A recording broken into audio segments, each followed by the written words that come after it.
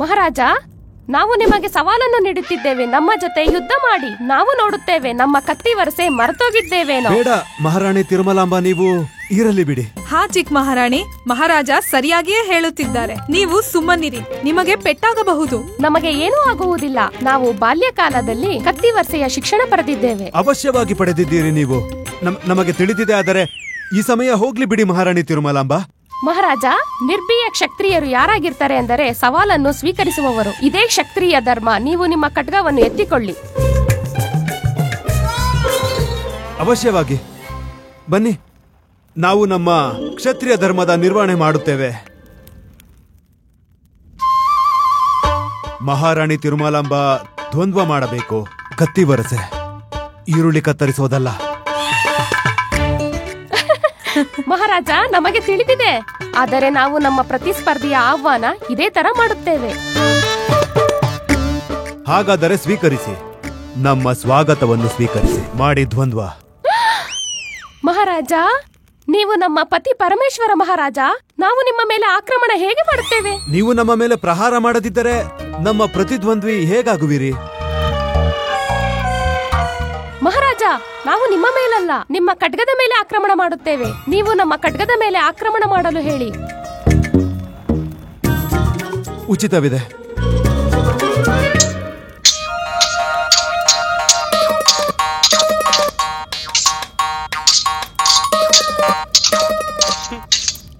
ಇದು ಕತ್ತಿ ವರಸೆ ಪ್ರತಿಸ್ಪರ್ಧಿಯೇ? ನೀವು ಒಂದೇ ಜಾಗದಲ್ಲಿ ಪ್ರಹಾರ ಮಾಡುತ್ತಿರುವಿರಿ ಮಹಾರಾಣಿ ತಿರುಮಲಾಂಬ. ಮಹಾರಾಜ, ನೀವು ಕೂಡ ಖಡ್ಗವನ್ನು ಒಂದೇ ಸ್ಥಾನದಲ್ಲಿ ಇಟ್ಟಿದ್ದೀರಲ್ಲ, ನಾವೇನ್ ಮಾಡೋದು? ಹೌದೇ, ಈಗ ಇಲ್ಲಿ ಹಿಡಿಯುತ್ತೇವೆ.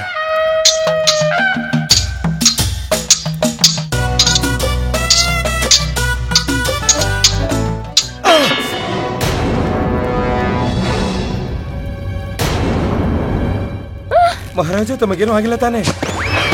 ಮಹಾರಾಣಿ ತಿರುಮಲಾಂಬ. ಚಿಕ್ಕ ಮಹಾರಾಣಿಯವರೇ,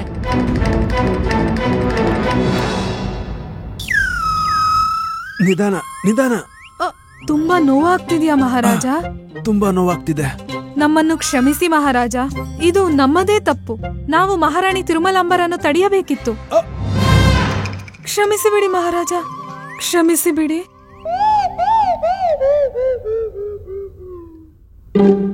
ನಾವೆಲ್ಲಿದ್ದೀವಿ?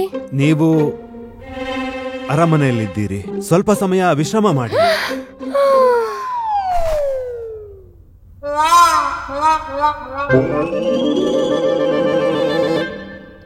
ಮಹಾರಾಜರಿಗೆ ಜಯವಾಗಲಿ. ಪಂಡಿತ ತತ್ತಾಚಾರ್ಯರು, ಮಹಾಮಂತ್ರಿ ತಿಮ್ಮರಸು ಹಾಗೂ ಪಂಡಿತ ರಾಮಕೃಷ್ಣರು ನಿಮ್ಮನ್ನು ಭೇಟಿಯಾಗಲು ಕಾಯುತ್ತಿದ್ದಾರೆ. ಹಾ, ಅವರನ್ನು ಒಳಗೆ ಕರೆಯಿರಿ. ಮಹಾರಾಣಿ ಚಿನ್ನಾದೇವಿ, ತಾವು ನಮ್ಮ ನೋವಿನ ಬಗ್ಗೆ ಚಿಂತಿಸದಿರಿ. ಬಿಗಿಯಾಗಿ ಗಂಟನ್ನು ಹಾಕಿ. ಬಿಗಿಯಾಗಿ.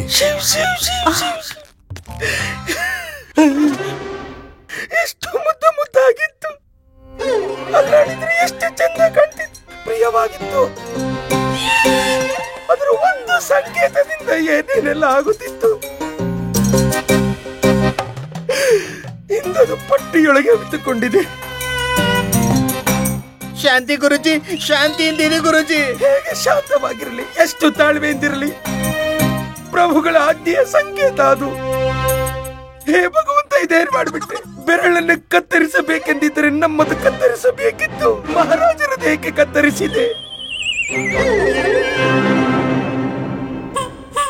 ನಾಟಕ ನಿಲ್ಸಿ, ಇಲ್ಲ ಅಂದ್ರೆ ಹೃದಯಾಘಾತವಾಗುತ್ತದೆ ನಿಮಗೆ. ಸರಿ ಮಹಾರಾಜ, ನಮ್ಮ ಸಹಾನುಭೂತಿ ಇದೆ. ಶೀಘ್ರ ನಿಮ್ಮ ಗಾಯ ಗುಣವಾಗಲೆಂದು ಆಶಿಸುತ್ತೇವೆ. ಧನ್ಯವಾದ ಮಹಾಮಂತ್ರಿಗಳೇ. ಪಂಡಿತ ರಾಮಕೃಷ್ಣ. ಹಾ ಮಹಾರಾಜ. ನೀವೇನು ಹೇಳುವುದಿಲ್ಲವೇ? ನಾನೇನು ಹೇಳಲಿ ಮಹಾರಾಜ? ಹಾಗಂದರೇನು? ನಮ್ಮ ಬೆರಳು ಕತ್ತರಿಸಿದೆ. ಏನಾದರೂ ಖೇದ, ಸಂವೇದನೆ, ಸಹಾನುಭೂತಿ ಏನೂ ಇಲ್ಲವೇ? ಅದು ಖೇದವಂತೂ ಆಗಿದೆ ಮಹಾರಾಜ. ಆದ್ರೆ ಬೆರಳಿನ ಒಂದು ಸಣ್ಣ ಭಾಗ ಮಾತ್ರ ಕತ್ತರಿಸಿದೆ. ಹಾಗೂ ಈಶ್ವರ ಏನೇ ಮಾಡಿದ್ರು ಒಳ್ಳೇದಕ್ಕಾಗಿಯೇ ಮಾಡ್ತಾರೆ. ಬುದ್ಧಿಭ್ರಷ್ಟವಾಗಿದೆಯೇ ನಿಮಗೆ ಪಂಡಿತ ರಾಮಕೃಷ್ಣ? ನೀವೇನು ಹೇಳುತ್ತಿರುವಿರಿ? ಮಹಾರಾಜ ನಿಮ್ಮ ಅನ್ನದಾತರು. ಮಹಾರಾಜ ನಿಮಗೆ ಸ್ಥಾನ ನೀಡಿದ್ದಾರೆ, ಸಮ್ಮಾನ ನೀಡಿದ್ದಾರೆ. ನಮ್ಮ ಮಹಾರಾಜರ ಕಷ್ಟವನ್ನು ಕಂಡು ನಿಮಗೆ ನೋವಾಗುತ್ತಿಲ್ಲವೇ? ಶಿವ್ ಶಿವ್ ಶಿವ್ ಶಿವ್ ಶಿವ್ ಶಿವ್ ಶಿವ್, ನೀವೆಷ್ಟು ನಿಷ್ಠೂರರು! ಮಹಾರಾಜರ ಕಷ್ಟವನ್ನು ಕಂಡು ನೀವು ಹೇಳುತ್ತಿರುವಿರಿ ಆಗಿರುವುದೆಲ್ಲ ಒಳ್ಳೆಯದಕ್ಕೆ ಆಗಿದೆ ಎಂದು. ಆನಂದವಾಗುತ್ತಿದೆಯೇ ನಿಮಗೆ? ಗುರುವರ್ಯ, ನಾನು ಕೇವಲ ಇದನ್ನು ಹೇಳ್ತಾ ಇದ್ದೇನೆ, ಆಗೋದೆಲ್ಲ ಒಳ್ಳೆದಕ್ಕೆ ಅಂತ. ಮಹಾರಾಜರ ಈ ಕಷ್ಟದ ಹಿಂದೆ ಈಶ್ವರನ ಯಾವುದೋ ಇಚ್ಛೆ ಇರಬಹುದು, ಅದರಿಂದ ಮಹಾರಾಜರಿಗೆ ಶುಭವಾಗುತ್ತೆ. ಪಂಡಿತ ರಾಮಕೃಷ್ಣ, ನಮ್ಮ ಬೆರಳು ಕತ್ತರಿಸಿದೆ, ಇದರಲ್ಲಿ ಒಳ್ಳೆಯದಾಗುವಂತದ್ದೇನಿದೆ? ಒಂದೊಮ್ಮೆ ಶುಭವೇ ಆಗಿದ್ದರೆ ಸಾಬೀತು ಮಾಡಿ ತೋರಿಸಿ ರಾಮಕೃಷ್ಣ, ಸಾಬೀತು ಮಾಡಿ ತೋರಿಸಿ.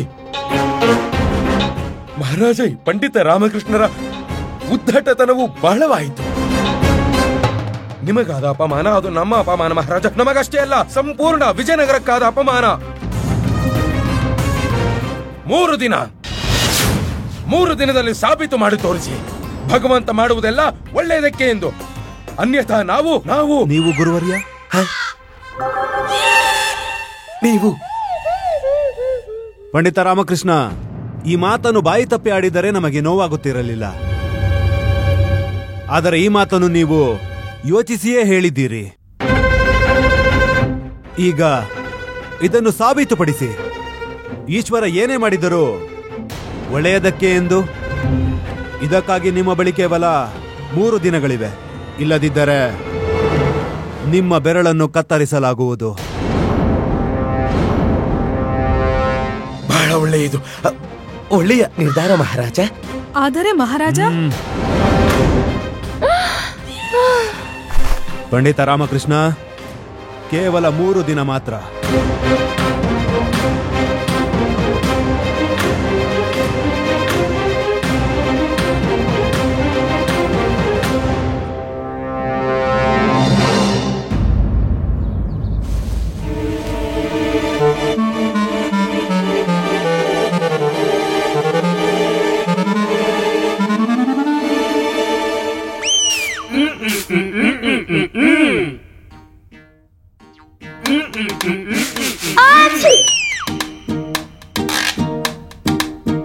ನಿಲ್ಲು. ಯಾವುದೇ ಕಾರ್ಯಕ್ಕೆ ಹೋಗುವಾಗ ಯಾರಾದ್ರೂ ಸೀನಿದ್ರೆ ಅದು ಅಶುಭ ಸಂಕೇತ. ಅದಕ್ಕೆ ಸ್ವಲ್ಪ ಸಮಯ ಬಿಟ್ಟು ಹೋಗಿ. ಅಯ್ಯೋ ಅಮ್ಮ, ಆಗೋದೆಲ್ಲ ಒಳ್ಳೆದಕ್ಕೆ ಆಗುತ್ತೆ. ಬೇಗ ದರ್ಬಾರಿಗೆ ಹೋಗ್ಬೇಕು, ವಿಳಂಬ ಆಗ್ತಾ ಇದೆ. ನಿಲ್ಲು, 1-2 ಕ್ಷಣ ಕುಳಿತು ಹೋಗು. ಸರಿ.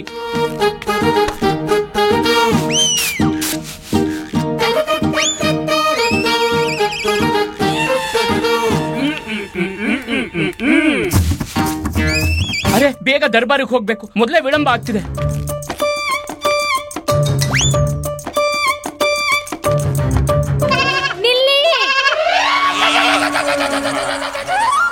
ಅರೆ, ಏನಾಯ್ತು?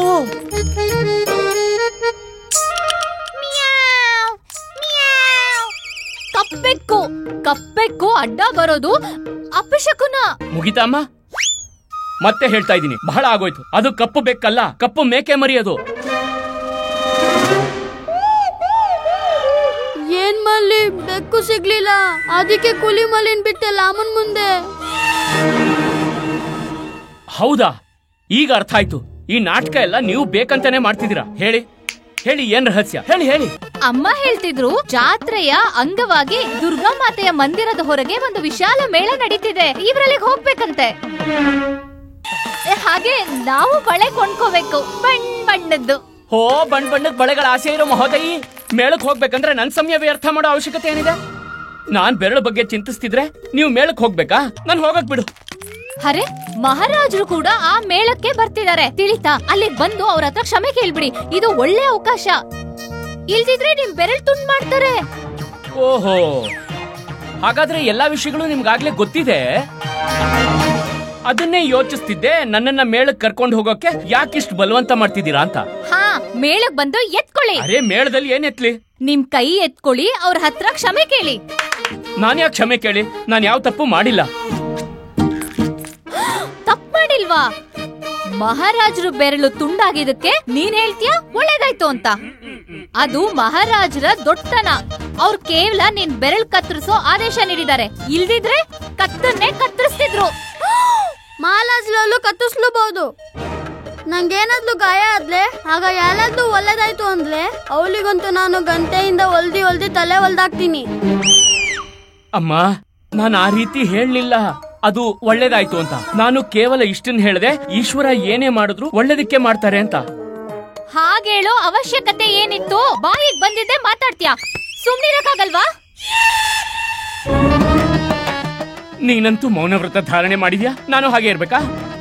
ನೋಡಮ್ಮ, ಸತ್ಯವಂತೂ ಇದೆ, ಭಗವಂತ ಏನೇ ಮಾಡಿದ್ರು ಒಳ್ಳೇದಕ್ಕೆ ಮಾಡ್ತಾನೆ. ಆದ್ರೆ ನನಗಿದು ಅರ್ಥ ಆಗ್ತಿಲ್ಲ, ಇದನ್ನ ಹೇಗ್ ಸಾಬೀತ್ ಮಾಡ್ಲಿ ಅಂತ. ಹೇ ಸಿದ್ಧಿ ಪುರುಷ, ಏನನ್ನು ಸಾಬೀತ್ ಮಾಡೋ ಅವಶ್ಯಕತೆ ಇಲ್ಲ. ಹೋಗಿ ಮಹಾರಾಜರ ಬಳಿ ಕ್ಷಮೆ ಕೇಳು. ಸರಿ, ಹೋಗ್ತಿದ್ದೀನಿ.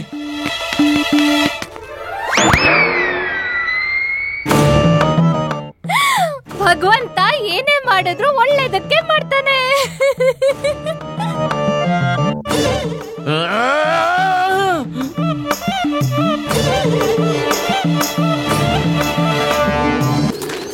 ಪಂಡಿತ ರಾಮಕೃಷ್ಣರೇ. ಪ್ರಣಾಮ ಮಂತ್ರಿವರ್ಯ. ಪ್ರಣಾಮ. ಪಂಡಿತ ರಾಮಕೃಷ್ಣರೇ, ಮಹಾರಾಜರು ಜಾತ್ರೆ ವೀಕ್ಷಿಸಲು ಹೊರಡುತ್ತಿದ್ದಾರೆ. ಬಹಳ ಸುಂದರ ಹಾಗೂ ಒಳ್ಳೆಯ ಅವಕಾಶ. ತಾವು ಮಹಾರಾಜರನ್ನು ಕಂಡು ಕ್ಷಮೆ ಕೇಳಿಬಿಡಿ. ಹೌದಾ, ಇದು ನಿಮ್ಮ ಯೋಜನೆ ಆಗಿದ್ದೆ? ಪಂಡಿತ ರಾಮಕೃಷ್ಣರೇ, ಕೇವಲ ನಮ್ಮ ಯೋಜನೆ ಅಲ್ಲ, ಇದು ಅಮ್ಮ, ಗುಂಡಪ್ಪ ಮತ್ತು ಶಾರದಾ ದೇವಿ ನಮ್ಮೆಲ್ಲರ ಸಮ್ಮಿಳಿತ ಯೋಚನೆ ಆಗಿತ್ತು. ನಿಮಗೋಸ್ಕರ ಅಲ್ಲದೆ ಇದ್ರು ನಿಮ್ಮ ಬೆರಳುಗೋಸ್ಕರನಾದ್ರೂ ಈ ಕಾರ್ಯ ಮಾಡಬಹುದಲ್ವೇ? ಹಾ ಮಂತ್ರಿವರ್ಯ. ಒಳ್ಳೆ ವಿಷಯ. ನೀವೊಂದು ಕೆಲಸ ಮಾಡಿ, ನೀವು ಇದನ್ನು ತಗೊಳ್ಳಿ. ಈ ವಸ್ತ್ರಗಳ ಅವಶ್ಯಕತೆ ಏನಿದೆ? ತಾವು ಮಹಾರಾಜರನ್ನು ಭೇಟಿ ಮಾಡಲು ವೇಷ ಬದಲಿಸಬೇಕು ಪಂಡಿತ ರಾಮಕೃಷ್ಣರೇ. ಮಂತ್ರಿವರ್ಯ, ವೇಷ ಬದಲಿಸಿ ಮಹಾರಾಜರ ಬಳಿ ಕ್ಷಮೆ ಕೇಳಬೇಕೆ? ಹೌದು ಪಂಡಿತ ರಾಮಕೃಷ್ಣರೇ. ಅದೇನೆಂದ್ರೆ ಮಹಾರಾಜರು ಕೂಡ ತಮ್ಮ ವೇಷವನ್ನು ಬದಲಾಯಿಸಿದ್ದಾರೆ. ಒಂದ್ ವೇಳೆ ಮಹಾರಾಜರು ತಮ್ಮ ವಾಸ್ತವಿಕ ರೂಪದಲ್ಲಿ ಪ್ರಜೆಗಳ ಮುಂದೆ ಹೋದ್ರೆ ಆಗ ಪ್ರಜೆಗಳು ಅವರ ಬಳಿ ನಿಸ್ಸಂಕೋಚವಾಗಿ ಪರಿಚಯ ಹೇಗೆ ಮಾಡ್ಕೋತಾರೆ? ತಾವು ವ್ಯಾಪಾರಿಯ ವೇಷಧಾರಣೆ ಮಾಡಿಕೊಳ್ಳಿ. ಹೀಗೆ ವಾಸ್ತವಿಕ ರೂಪದಲ್ಲಿ ಹೋದ್ರೆ ತಮ್ಮ ಗುರುತು ಸಿಕ್ಕಿಬಿಡುತ್ತದೆ ಹಾಗೂ ಮಹಾರಾಜರ ವಾಸ್ತವಿಕತೆಯೂ ತಿಳಿದು ಬಿಡುತ್ತದೆ. ಸರಿ, ಇದೇ ಸರಿ ಮಂತ್ರಿವರ್ಯ. ಹಾಗೂ ಸ್ಮರಣೆ ಇರಲಿ ಪಂಡಿತ ರಾಮಕೃಷ್ಣರೇ, ಮಹಾರಾಜರ ಪೇಟದಲ್ಲಿ ಒಂದು ಹಸಿರು ಬಣ್ಣದ ಪಚ್ಚೆ ಅಳವಡಿಸಲಾಗಿದೆ. ನೀವು ಅವರನ್ನು ಕಂಡು ಹಿಡಿಯುತ್ತೀರಲ್ಲವೇ? ಸರಿ, ನನಗೆ ಚೆನ್ನಾಗಿ ಅರ್ಥ ಆಯ್ತು.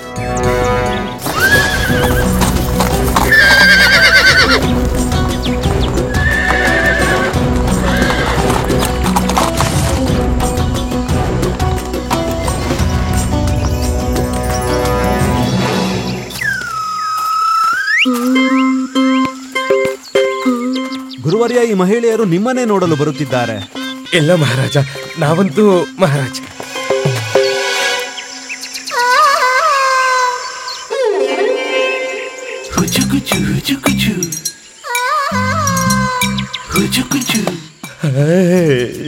ಮೇಲಿರೋನ್ ಕೊಟ್ರೆ ಸರಿಯಾಗಿ ಕೊಡ್ತಾನೆ. ಅಂತದ್ದೇನು ಪ್ರಾಪ್ತಿ ಆಯ್ತು ಗುರುವರ್ಯ? ನೀವು ದೇವರಿಗೆ ಧನ್ಯವಾದ ಹೇಳುತ್ತಿದ್ದೀರಿ. ಏನಿಲ್ಲ ಮಹಾರಾಜ, ಏನಿಲ್ಲ. ಹೇಳಿ ಹೇಳಿ.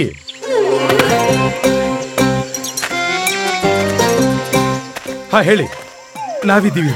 ನಾವಿರೋದೇ ನಿಮ್ಮ ಸೇವೆಗಾಗಿ. ನಮ್ಮಿಂದ ಏನ್ ಸೇವೆ ಆಗ್ಬೇಕಿದೆ?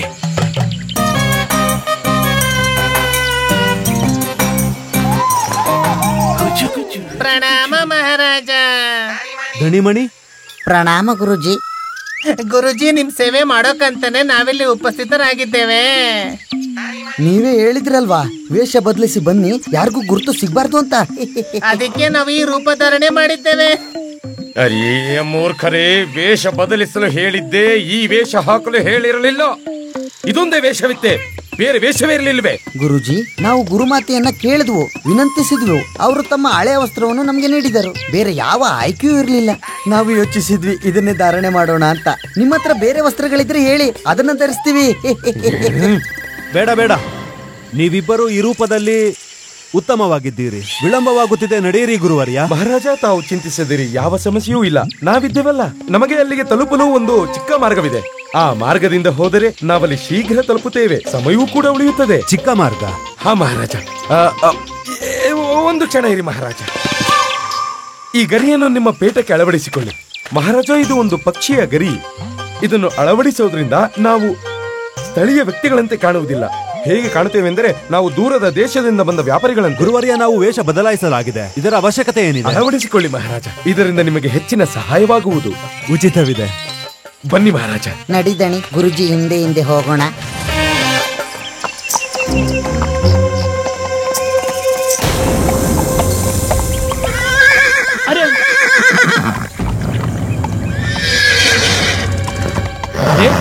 ನೀನ್ ಏನ್ ಮಾಡ್ತಿದ್ಯಾ? ಎಲ್ಲ ಕರ್ಕೊಂಡು ಹೋಗ್ತಿದ್ಯಾ? ಮುಂದೆ ದಟ್ಟ ಅರಣ್ಯ ಇದೆ. ಸರ್ಪದ ಬಾಯಿದಿಂದ ಸಿಂಹದ ಬಾಯಿಗೆ ಹೋಗ್ತಿದ್ಯಾ? ನಿನ್ ಹೆಸರೇನು? ಅಯ್ಯೋ ನಿಲ್ಲು. ಅರೇ, ನೀನ್ ನನ್ನನ್ನು ಎಲ್ಲಿ ಕರ್ಕೊಂಡ್ಬಂದೆ? 4 ಕಡೆ ದಟ್ಟ ಅರಣ್ಯ. ಬಹುಶಃ ನಾವು ದಾರಿ ತಪ್ಪಿದ್ದೇವೆ. ಈಗ ಯಾವ ದಿಕ್ಕಲ್ಲಿ ಹೋಗೋದು? ಒಂದ್ ಕೆಲ್ಸ ಮಾಡ್ತೇನೆ, ಯಾವ ದಿಕ್ಕಿಂದ ನೀನ್ ನನ್ನ ಕರ್ಕೊಂಡ್ ಬಂದ್ಯೋ ಅದೇ ದಿಕ್ಕಲ್ಲಿ ಹೋಗೋಣ. ನಡಿ.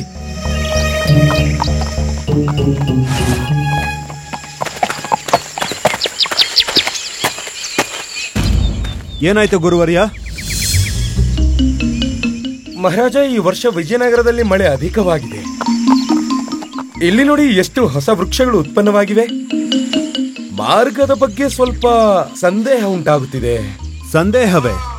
ಗುರುವರ್ಯ, ವನ ದಟ್ಟವಾಗುತ್ತಾ ಹೋಗುತ್ತಿದೆ. ತಾವು ಮಾರ್ಗ ಮರೆತಿಲ್ಲವಲ್ಲವೇ? ಇಲ್ಲ ಮಹಾರಾಜ, ಇಲ್ಲ, ನಾವು ಮರೆತಿಲ್ಲ. ನಾವು ಈ ಮಾರ್ಗದಲ್ಲೇ ಸಾಗಬೇಕು. ಬನ್ನಿ ಮಹಾರಾಜ. ಈ ಮುದಿಯ ಮಾರ್ಗ ತಪ್ಪೋಗಿದ್ದಾನೆ. ಇವತ್ತಿವನು ಕಾಡು ಪ್ರಾಣಿಗಳಿಗೆ ನಮ್ಮನ್ನ ಆಹಾರವಾಗಿಸ್ತಾನೆ ಅನ್ಸುತ್ತೆ. ನಿನ್ನನ್ನು ಪಾರು ಮಾಡಲು ಏನೆಲ್ಲ ಮಾಡ್ಬೇಕಾಗಿದೆ? ಹಾ ಗೊತ್ತಿದೆ. ನಿನಗೂ ದಾಹ ಆಗಿದೆ, ನನಗೂ ಕೂಡ. ಗಂಟ್ಲು ಒಣಗ್ತಿದೆ. ಮೊದಲು ಎಲ್ಲಾದ್ರೂ ಜಲವನ್ನ ಹುಡ್ಕೋಣ, ನಂತರ ಮನೆಗೆ ಹೋಗಲು ಮಾರ್ಗ ಹುಡ್ಕೋಣ. ಹಿಂದೊಮ್ಮೆ ನಾನಿಲ್ಲಿ ಜಲ ಇರೋ ಸ್ಥಳ ಕಂಡಿದ್ದೆ.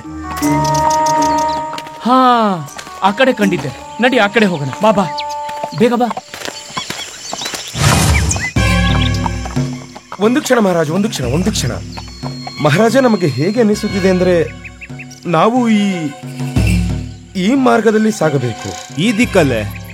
ಇಲ್ಲ ಮಹಾರಾಜ, ಈ ದಿಕ್ಕಿನಲ್ಲಿ ಇಲ್ಲ ಮಹಾರಾಜ, ಅದೇ ಮಾರ್ಗದಲ್ಲಿ ಹೋಗೋಣ. ಗುರುವರ್ಯ, ನಾವೆಲ್ಲಿಗೆ ಹೋಗಬೇಕು ಅಲ್ಲಿಯ ಮಾರ್ಗ ತಮಗೆ ನೆನಪಿದೆ ಅಲ್ಲವೇ? ಹಾ ಮಹಾರಾಜ, ಗೊತ್ತಿತ್ತು, ಖಂಡಿತ ಗೊತ್ತಿತ್ತು. ಈಗ 1 ತಿಂಗಳ ಹಿಂದೆ ನಾವು ಇದೇ ಕಾಲುದಾರಿಯಿಂದ ದುರ್ಗಾ ಮಾತೆಯ ಮಂದಿರಕ್ಕೆ ಅನುಷ್ಠಾನ ಮಾಡಲು ಹೋಗಿದ್ದೆವು. ಕೇವಲ 1 ತಿಂಗಳಲ್ಲಿ ಇವನ ತನ್ನ ಸ್ವರೂಪ ಇಷ್ಟೊಂದು ಬದಲಾಯಿಸಿಕೊಳ್ಳುವುದೆಂದು ನಾವು ಊಹೆಯನ್ನು ಮಾಡಿರಲಿಲ್ಲ ಮಹಾರಾಜ. ಗುರುವರ್ಯ, ನೀವೊಂದು ಕೆಲಸ ಮಾಡಿ. ಹೇಳಿ. ನೀವು ನಮ್ಮನ್ನು ಹಿಂಬಾಲಿಸಿ, ನಾವು ನಿಮ್ಮನ್ನು ಇಲ್ಲಿಂದ ಹೊರಗೆ ಕರೆದೊಯ್ಯುತ್ತೇವೆ. ಏಕೆ? ಸರಿ, ತಾವು ಮುಂದೆ ಸಾಗಿ ಮಹಾರಾಜ.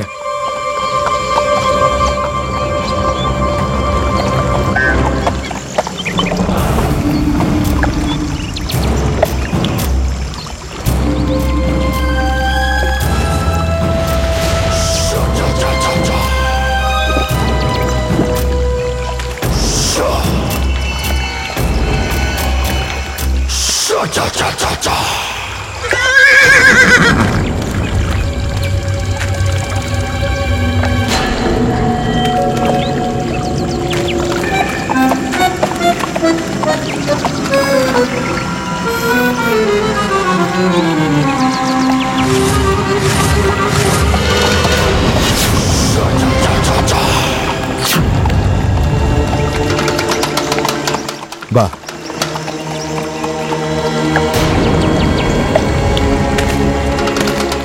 ಬಹುಶಃ ದೂರ ದೇಶದಿಂದ ಬಂದ ವ್ಯಾಪಾರಿಗಳಿರ್ಬೇಕು.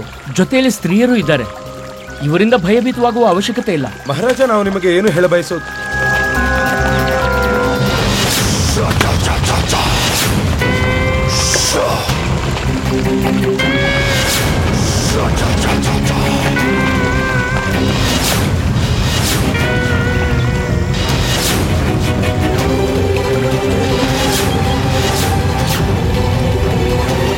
ಅಯ್ಯೋ ದೇವ್ರೆ,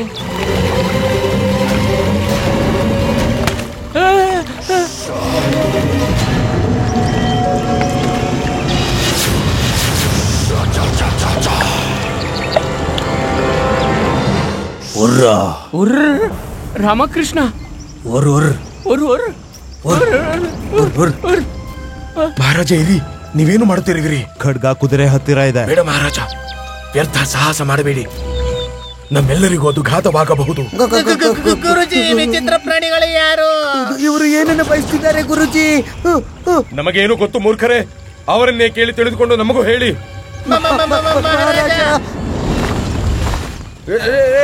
ಇದೆ ಮಹಾರಾಜ, ಏನಾಗುತ್ತಿದೆ ಮಹಾರಾಜ ಇಲ್ಲಿ? ಅಯ್ಯೋ ಭಗವಂತ, ನಾನು ಇದೆಲ್ಲಿ ಸಿಕ್ಕಾಕೊಂಡೆ. ಮಹಾರಾಜರಿಗೆ ಮಾಹಿತಿ ಕಳಿಸ್ಬೇಕು, ಆಗ ಅವ್ರು ಬಂದು ನಮ್ಮನ್ನು ಕಾಪಾಡಬಹುದು. ಹುರ್ ಹುರ್ ಹುರ್. ಏನದು ಉರ್ವೂರಣ್ಣ? ಇದೇನಿದು? ಇಲ್ಲ, ಅಯ್ಯೋ, ಅರೆ ಏನು ಕಾಣ್ತಿಲ್ಲ.